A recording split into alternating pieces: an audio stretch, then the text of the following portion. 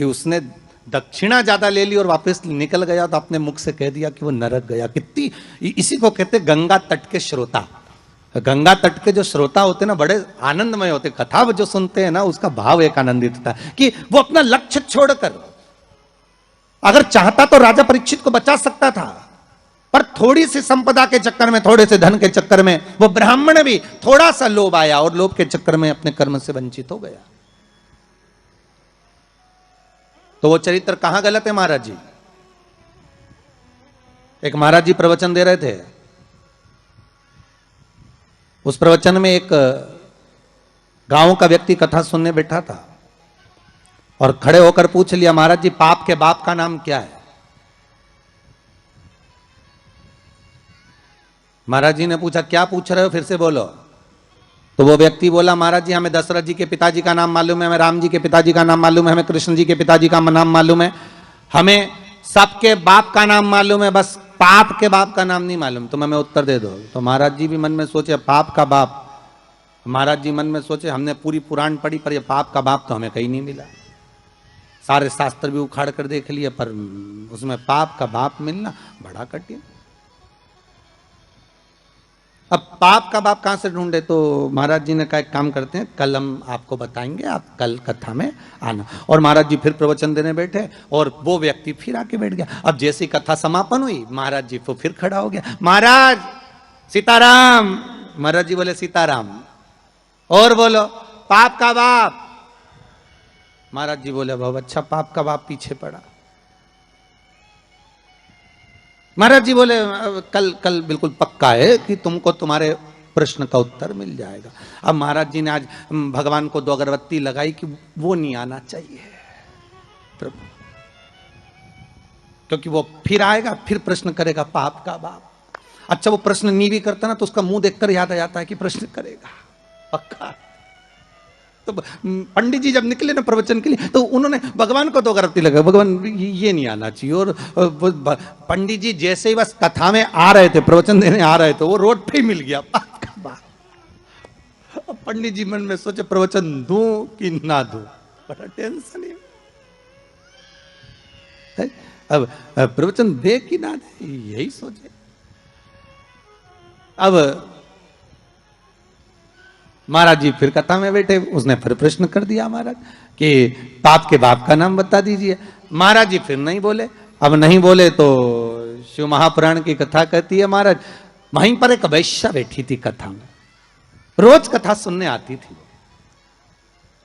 उसका मन, उसका चित्त, उसकी वृत्ति कथा में बड़ी रमती।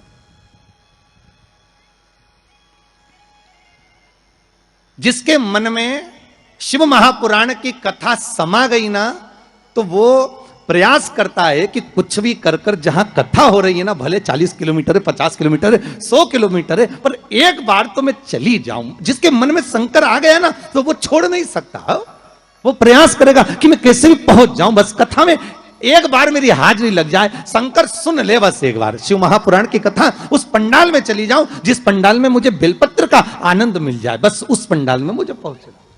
अब वैश्या का नियम था, वो कथा कभी नहीं छोड़ती थी और वो भी कथा में जाकर बैठ गई और कथा में रोज सुने वो पाप के बाप का चक्कर। और महाराज जी बस प्रवचन करें अक्षतम केशवम राम नारायणम, जैसे महाराज जी अक्षतम केशवम करें सब बैठे रहे, वही खड़ा हो जाए। अब महाराज जी भी मन में सोचे अब क्या करें, तो महाराज जी डबल से कह रहे हैं अक्षतम कैशवम राम नारायणम कृष्ण दामोदर वासुदेवम हरे। तो वो महाराज जी हाथ हिलाएं कि अभी भी पाप का बाप नहीं मिला, पर वो तो वो खड़ा।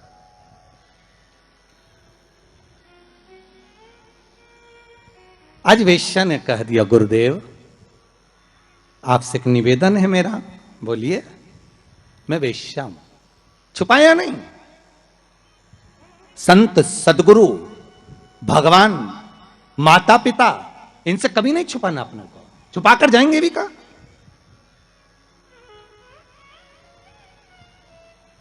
अगर माता पिता से कुछ छुपा लेंगे, संतों से सदगुरु से अगर छुपा लेंगे तो जाएंगे कहां भगवान से छुपाकर।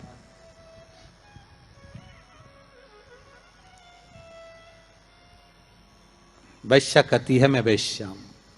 ओ हो आपने हमारे पांव तो नहीं छुए, संत बोले। वैश्या ने कहा नहीं, बिल्कुल पीछे जाकर बैठ जाती हूं एकांत में, पर मेरा कुछ मन है आपसे कहने का, आप सुनेंगे हमारी बात? संत बोले क्यों नहीं सुनेंगे, हम तो संत हैं, बोलो क्या बात है। आप जब सुबह सुबह मंदिर जाते हो ना गुरुदेव, तो बीच में मेरा वेश्यालय पड़ता है, 2 मिनट के लिए आप पांव रख देंगे ना मेरे वेश्यालय में, मेरी जिंदगी सार्थक हो जाएगी। संत बोले हम और वेश्या के घर कभी नहीं आ सकते। ऐसे मूर्खों की तरह बात करती हो आप, संत को तुम्हारे वेश्यालय में बुला रही हो, अच्छा लगेगा कोई?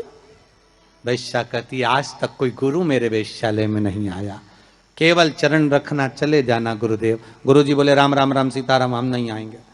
गुरुजी चले गए कहते हुए। वैश्या घर के बाहर रंगोली मांगोली डालकर वेश्यालय के बाहर बैठी। संत का आगमन हुआ वहीं से, वैश्या दौड़ कर गई, गुरुदेव ये मेरा वेश्यालय है, पांव रख दीजिए। वैश्या हम संत हैं, किसी वेश्या के यहां नहीं जा सकते, हम तुम्हारे यहां नहीं आएंगे। संत जाने लगे। वैश्या ने अपना पर्स खोला, 500 का नोट निकाला, महाराज के चरणों में रखा। महाराज जी ने जेब में रखा, जल्दी चलो हमारे पास समय कम है, जल्दी चलो। महाराज वैश्या के भवन में चले गए। वैश्या ने कहा महाराज जी बैठिए। नहीं नहीं, इतना समय कहां है बैठने का, तुमने कहा था बस पांव रख देना। महाराज जी बैठ जाइए, आपके हाथ जोड़ती हूं, 5 मिनट बैठ जाओ। महाराज जी बैठ गए। वैश्या बोली आज तक किसी संत ने हमारे यहां भोजन नहीं किया महाराज, कोई गुरु ने आज तक हमारे यहां भोजन नहीं करा, आप कृपा कर देंगे तो भोजन तैयार। संत बोले वैश्या मूर्खों की तरह बात मत करो, तुम्हारे वेश्यालय का भोजन हम करेंगे, हम संत हैं, हम साधु हैं। वैश्या ने 2 500 के नोट हेड़े महाराज के चरणों में रखे। महाराज बोले जल्दी भोजन लेकर आ, समय कम है, जल्दी जा। वैश्या गई, भोजन बनाकर रखा था महाराज जी के सामने रख दिया। महाराज जी रोटी का टुकड़ा तोड़कर खाने लगे। वैश्या हाथ जोड़कर बोली नहीं गुरुदेव, आज तक मैंने किसी संत को अपने हाथों से खाना नहीं खिलाया, आज तक मैंने किसी संत को, किसी सदगुरु को अपने हाथों से भोजन नहीं दिया है।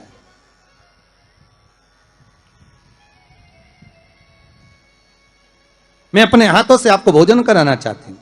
संत बोले तुम जानती नहीं कि तुम वेश्या हो, हम संत हैं, साधु सन्यासी तपस्वी किसी के हाथ से खाना नहीं खाते।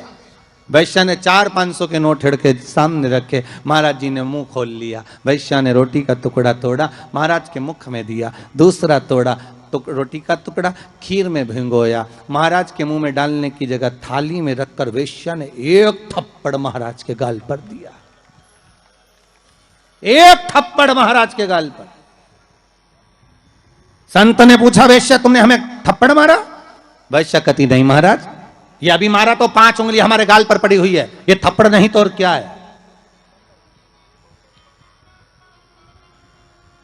ये थप्पड़ नहीं तो क्या है, तुमने हमारे गाल पर थप्पड़ मारा? वैश्या कहती नहीं महाराज थप्पड़ नहीं मारा है। वैश्या कह रही है महाराज, रोज एक गांव का व्यक्ति आपसे प्रश्न करता था कि पाप के बाप का नाम बताओ, मैं उत्तर दे रही हूं कि पाप के बाप का नाम लोभ है, केवल लोभ।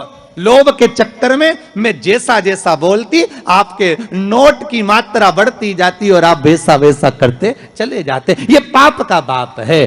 संत की आंख में जल भर गए। वैश्या ने जो ज्ञान दिया वो ज्ञान साधारण नहीं था, वो साधारण ज्ञान नहीं। संत ने वैश्या के चरण पकड़ लिए। कोई गुरु नहीं मिला था मुझे, आज मिल गया, आज मिल गया।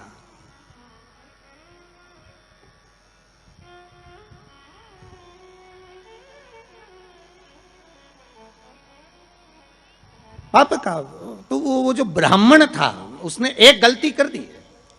परीक्षित को अगर बचाता भले 5 मुद्रा मिलती, पर मिलती ना, मिलती मुद्रा, पर उस ब्राह्मण ने एक गलती कर दी कि वो परीक्षित को बचाने की जगह ज्यादा मुद्रा लेकर वापिस मुड़ गया, वापिस।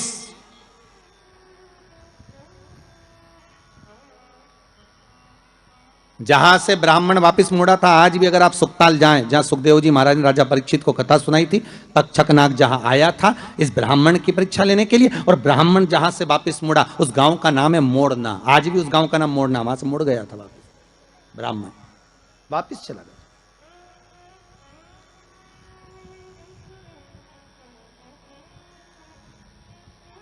जरा सा लोभ बस वाम भरमा दिया। शिव महापुराण की कथा कहती है, आम के पल्लव में जो छुपा था कामदेव, जब भस्म हुए वो आम के पल्लव ने मां रति से प्रार्थना करी और रति ने उस आम के पल्लव का उद्धार कर दिया। संसार सागर में अगर हमारा जन्म हुआ है, मनुष्य की अगर देह मिली है, मानव का जी शरीर मिला है, मानव की अगर योनि मिली है, 84 लाख योनियों में सर्वश्रेष्ठ है मानव का शरीर, जिसको पाने के लिए देवता भी तरसते हैं। हाथ जोड़कर देवता भी भगवान से कहते हैं हमें मनुष्य बनना, हमें मानव बनना। देवताओं को भी ये योनि नहीं प्राप्त होती, क्यों? क्योंकि बैकुंठ का भोग केवल भोग है, केवल भोग।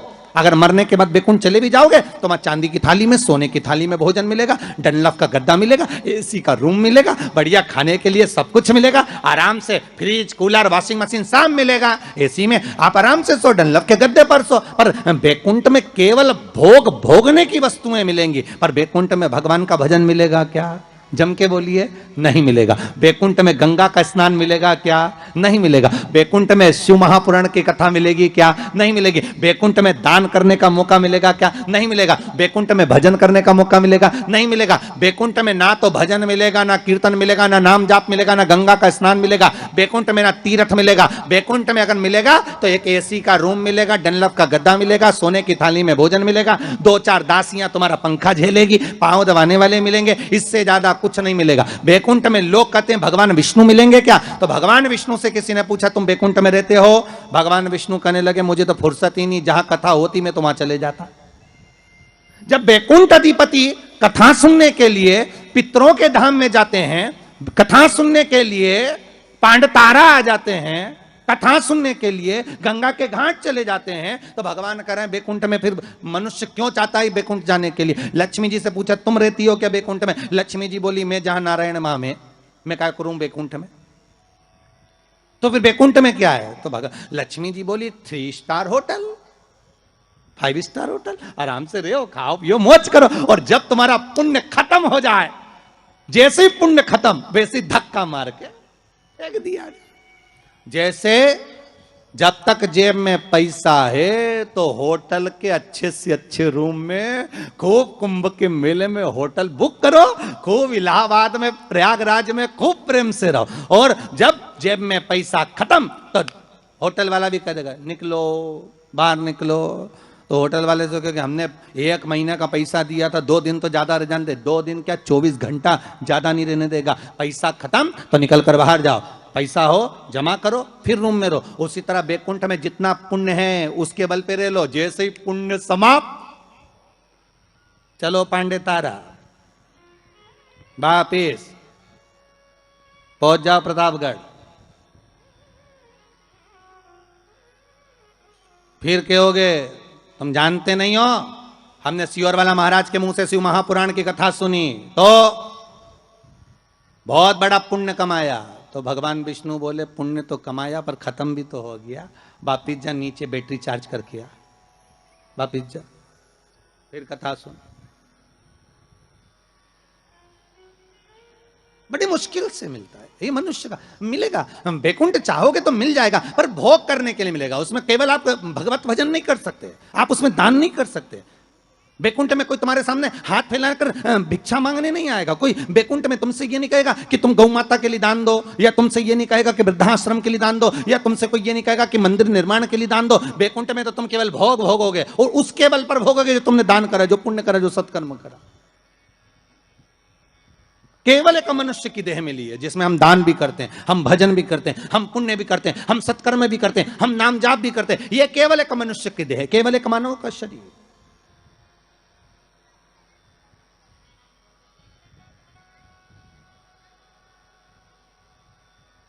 इसके सिवाय कहीं सुख नहीं। 84 लाख योनियों में श्रेष्ठ योनि मानव की, और उसको हम गंवा दे महाराज तो वो बेकार।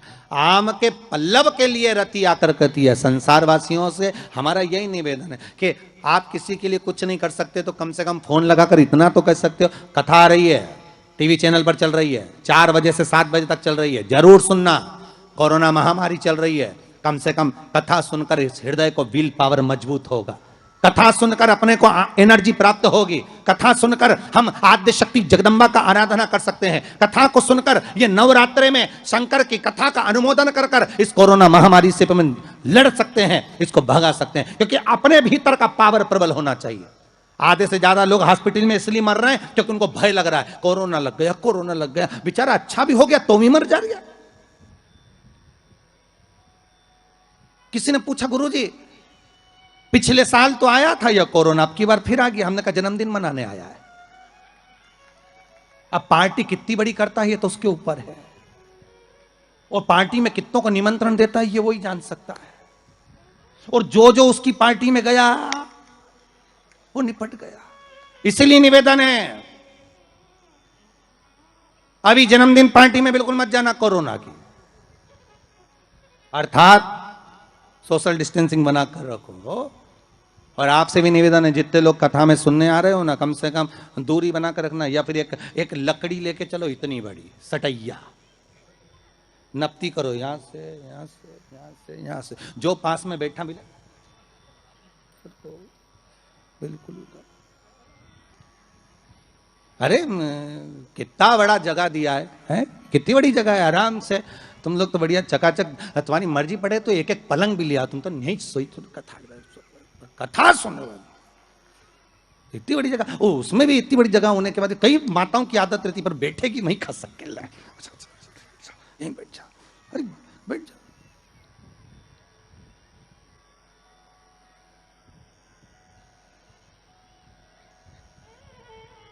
सुनो कथा। शिव महापुराण की कथा कहती है उस कलश पर आम के पल्लव शिव का वर है। किसका वर है ये? शंकर का। 11 आम के जो पत्ते जिस डाली में लगे होते हैं, वो डाली कोमल सी डाली, 11 टुकड़े महाराज एक कच्चे सूत से लपेटकर 11 बार उसका भाग, जब उसको लपेट लोगे इस तरह से इकट्ठा करके, आगे का जो भाग है 11 बार कच्चा सूत लपेटने के बाद जो भाग पीछे का आगे का कोई भी हो, उसको शहद में डुबाकर शिव जी को समर्पित कर दो। किस जगह पर रखना है? अशोक सुंदरी वाली जगह। अशोक सुंदरी की जगह जानते हो आप लोग, पहले भी आपको बताया है, आज फिर आपको वर्णन कर दें। जैसे ये गोल जलाधारी है, ये शिवलिंग रखा है, ये 2 जहां से पानी बह रहा है बाबा के चरणारविंद, राइट में श्री गणेश जी का स्थान, लेफ्ट में कार्तिकेय का स्थान, बीच में अशोक सुंदरी की जगह। शंकर भगवान की 6 लड़कियां हैं। भगवान शंकर के 13 बच्चे, 13 बच्चों में से 6 लड़कियां, उस 6 लड़कियों में से एक लड़की का स्थान, भगवान शंकर की एक बेटी का स्थान, अशोक सुंदरी का स्थान सामने। पद्म पुराण में स्पष्ट किया ये स्थान अशोक सुंदरी का। शंकर भगवान की जलाधारी में पार्वती जी का हस्त कमल, ऊपर से जो एक एक बूंद पानी गिरता है, ये शंकर भगवान की 5 लड़कियों का स्थान है। जया, विषहरा, सामरी बारी, दौतली और देव। शंकर भगवान की 5 लड़कियां भगवान शंकर के मस्तक पे जल की धार गिरा रही हैं।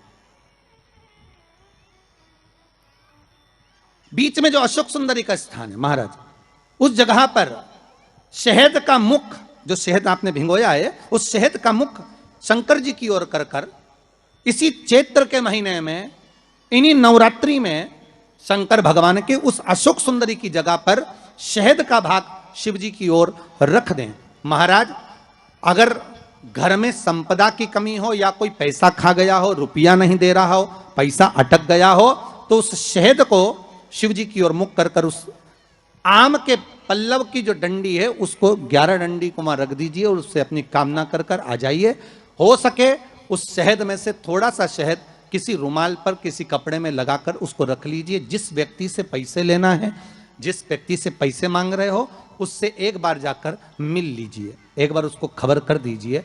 बाबा चाहेगा भोलेनाथ तो नवरात्रि में ही पैसा वापिस आ जाएगा, अगर शिव कृपा कर दे। ये बाबा की करुणा। आम का पल्लव कोई साधारण नहीं जिसको कलश के ऊपर रखा जाता है, शिव की कृपा। जिस आम के पेड़ पर स्वयं कामदेव चढ़कर भगवान शंकर के तीसरे नेत्र द्वारा जलकर भस्म हो जाते हैं, वो आम का पेड़ साधारण नहीं हो सकता।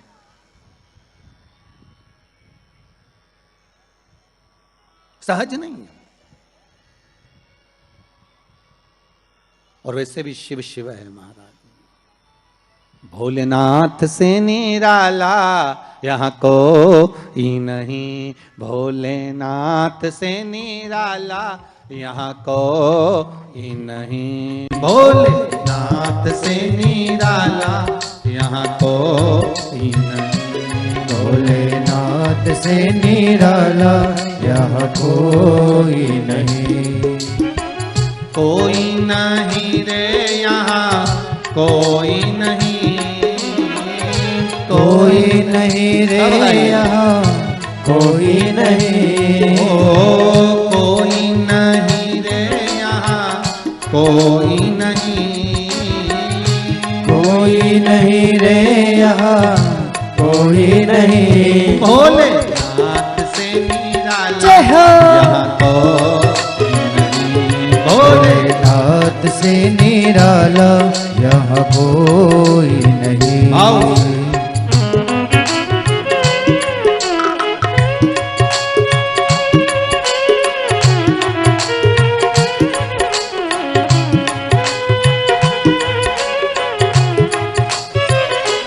हर भोले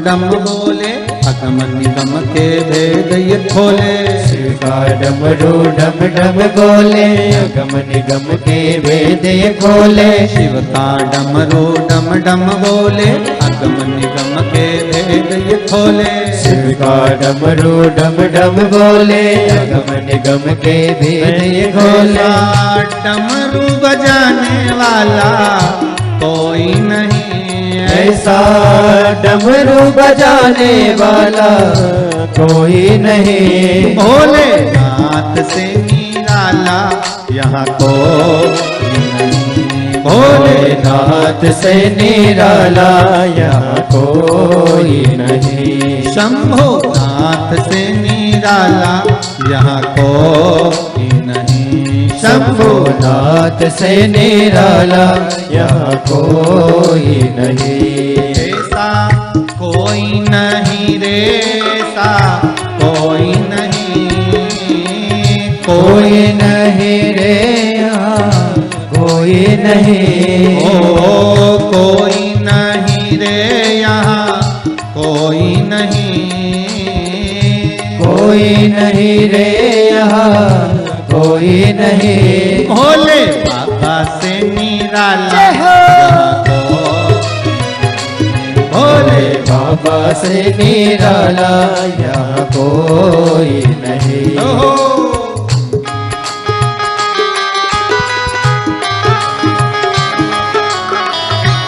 हर भोले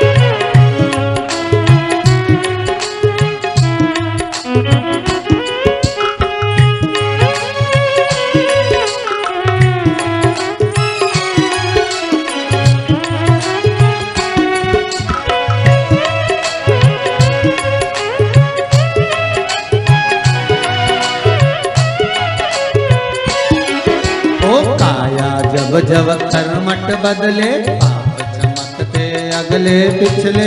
आया जब जब करवट बदले पाप चमकते अगले पिछले। आया जब जब कर्मठ बदले पाप चमकते अगले पिछले। आया जब जब करवट बदले पाप चमकते अगले पिछले। ऐसा जोग जगाने वाला कोई नहीं। ऐसा जोग जगाने वाला कोई नहीं। ऐसा जोग जगाने वाला कोई नहीं। ऐसा जोग जगाने वाला कोई नहीं। भोला नाथ से निराला कोई नहीं। भोले नाथ से निराला यहाँ कोई नहीं। ओ कोई नहीं रे यहाँ कोई नहीं। कोई नहीं रे यहाँ कोई नहीं। ओ कोई नहीं रे यहाँ कोई नहीं। कोई नहीं रे यहाँ कोई नहीं। भोले बाबा से निराला यहाँ कोई नहीं। बाबा से निराला यहाँ कोई नहीं। भोला नाथ से निराला यहाँ कोई नहीं। भोले नाथ से निराला यहाँ कोई नहीं। हर हर महादेव है। आवाज नहीं आई, जरा दमदारी से बोलो। दोनों हाथ उठाकर दीन बंधु दयालु दया कीजिए। जो दोनों हाथ उठाकर हर हर महादेव नहीं बोले उसको उठा लीजिए। हर हर। आप कितने बढ़िया बोले। अच्छा आप भी हनुमान जैसे हो गए हो। जब तक आपको कोई जगाए नहीं तब तक तुम लंका जाओ नहीं। हालत तुम्हारी भी वैसी होता है। कभी कभी ऐसा भी होता है। एक व्यक्ति को एक तांगे वाला उसके पास में सुबह सुबह एक व्यक्ति ने रात को कह दिया कि भाई हमको रेलवे स्टेशन छोड़ देना। हाउ तुम्हारा तांगा लिया ना। तांगा भाई घोड़ा गाड़ी लिया ना। हाउ लिया ना। सुबह बेचारा नींद में था। व्यक्ति ने जगाया, घोड़ा गाड़ी लाओ तांगा लाओ तांगा लाओ। अब उसने जगाया और तांगा लाया। जल्दी जल्दी घोड़ी इसने लगाई, तांगा ले आया। अब तांगे में सवारी भी बैठ गई। अब वो तांगा थोड़ी दूर चले रुक जाए, और रुक जाए तो वो चलाने वाला नीचे उतरे, डांस करे, नाचे। फिर थोड़ा आगे बढ़े घोड़ी, फिर आगे बढ़े, फिर रुक जाए, फिर वो उतरे, फिर नाचे। सवारी ने कहा भैया हमको स्टेशन जाना है, हमारी ट्रेन छूट जाएगी, तो बार बार नाच क्यों रहा है? पागल हो गया है क्या? उसने कहा दिक्कत कुछ नहीं, दिक्कत इतनी सी है, हमारे पास में 2 घोड़ी, ठीक है, एक टांगे की एक बारात की। बारात की जो घोड़ी है वो टांगे में आ गई है। जब तक इसके आगे नाचो नहीं तब तक ये आगे बढ़ हो जाता है। कभी कभी ऐसा भी होता है। तो जब तक बोलो नहीं तो हर हर महादेव लोग बोले।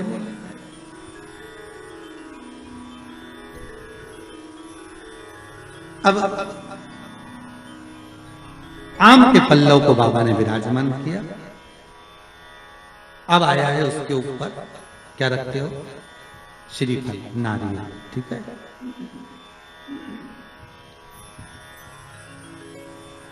नारियल कौन? अब उसका भी प्रसंग शिव महापुराण में, स्कंद पुराण में बड़ा सुंदर है, ठीक है। भगवान शंकर और पार्वती विराजमान है कैलाश पर्वत पर।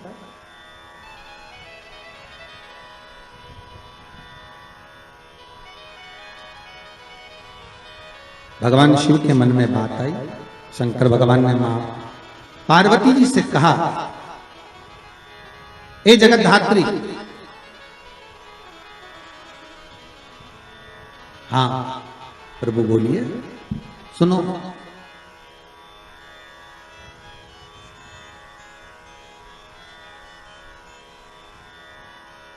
पार्वती जी का एक नाम है हेमलता। क्या नाम है?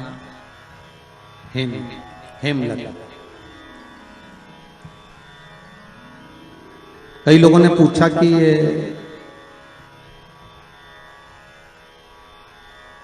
जो पार्वती जी का हेमलती जो नाम है,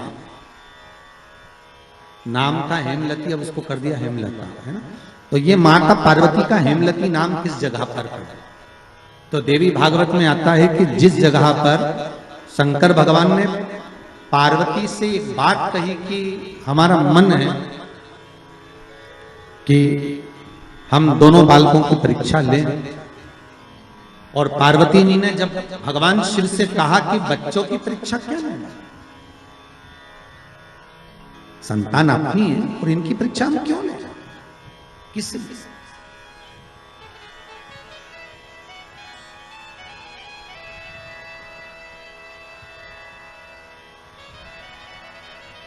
मां पार्वती का जो नाम है हेमलती, हेमलता, इसका कारण केवल इतना था कि ये अपने पति को भी ज्ञान दे देती थी। कई बार इन्होंने समझाया है शिव जी को कि आप ये ना करिए,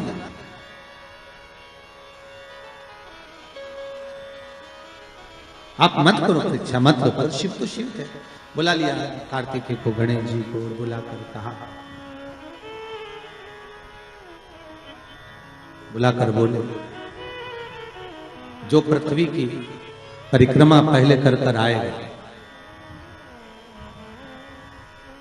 वो प्रथम गिनती में पूजा जाएगा, प्रथम भाग उसको पूज्य करते हैं, ठीक है, जाओ परिक्रमा कर आओ। अब गणेश जी महाराज बैठ गए चूहे पर, कार्तिकेय बैठ गए मोर पर। कार्तिकेय घर के बड़े थे, उनको ये बात ध्यान में थी, उनको ये बात का ज्ञान था। तो कार्तिकेय जी ने कहा अगर माता पिता का कहना नहीं मानेंगे तो अच्छा नहीं लगेगा। तो कार्तिकेय जी तुरंत मोर पर चढ़कर और परिक्रमा करने निकल गए। अब गणेश जी तो चूहे को बुलाए, फिर चूहा भाग गया, फिर पकड़ के लाए, फिर चूहा भाग गया।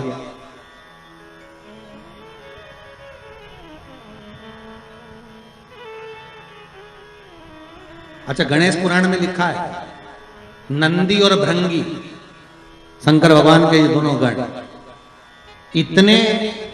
इतने एबले थे महाराज कि गणेश जी जब जब चूहे पे बैठते थे और नंदी और भृंगी चूहे को अपने पास खिलाने के लिए बुला लेते।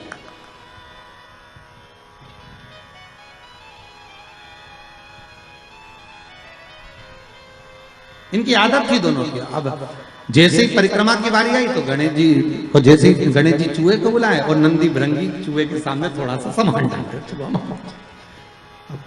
बड़ी तकलीफ। गणेश जी को लगा कि आखिर कारण क्या था। गणेश जी ने देख लिया कि ये नंदी भृंगी ने करी है, तो नंदी भृंगी को देखकर कह दिया आप नंदीश्वर, ये अच्छी बात नहीं है, आप मेरा चूहा बार बार बुला लेते हो, तो तुम ले जाओ चूहे को, जा। अब उन्होंने चूहे पर बैठ गए, बैठकर जैसे चले शंकर जी के पास में तो शिव जी को प्रणाम कर कहा पिताजी परिक्रमा करने जा रहा हूं। शंकर बोले जा। अब इनको क्या मालूम था कि यहीं लगा लेगा।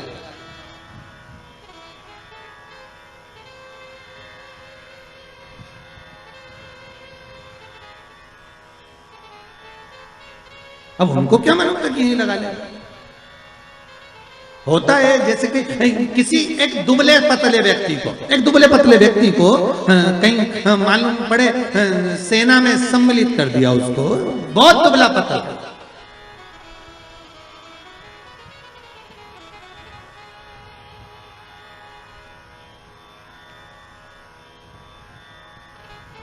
और उससे कहा जाए तो अफगानिस्तान की ओर से लड़ेगा, ले ये गोला बम का और ले जा। और उसने कहा मेरे में इतना जुनून है कि मैं पूरे देश को उड़ा दूंगा और अफगानिस्तान को जिता दूंगा। मालूम पड़े उसको भेज दिया और इतना बड़ा बम देके भेजा, और मालूम पड़े जैसे ये बॉर्डर पे पहुंचा और तेजी से हवा चल गई तो घूम गया, मालूम पड़े वही उठाकर अफगानिस्तान पर फेंक दिया। अब जिस सेना से लड़ रहा था उसी सेना को निपटा दिया। अब सोचने में सब पड़ गए कि क्यों रे तुझे लड़ने के लिए वहां भेजा था, बम फेंकना था वहां, तो क्या गलती मेरी थोड़ी ना, बम तो मैं वहीं के लिए लेकर गया था, पर हवा गलत चल, उसने उड़ाकर मुंह इधर कर दिया तो बम इधर चल गया। गणेश जी से पूछा कि तुमको भेजा था कि तुम पृथ्वी की परिक्रमा करने जाओ, तो तुम ये क्या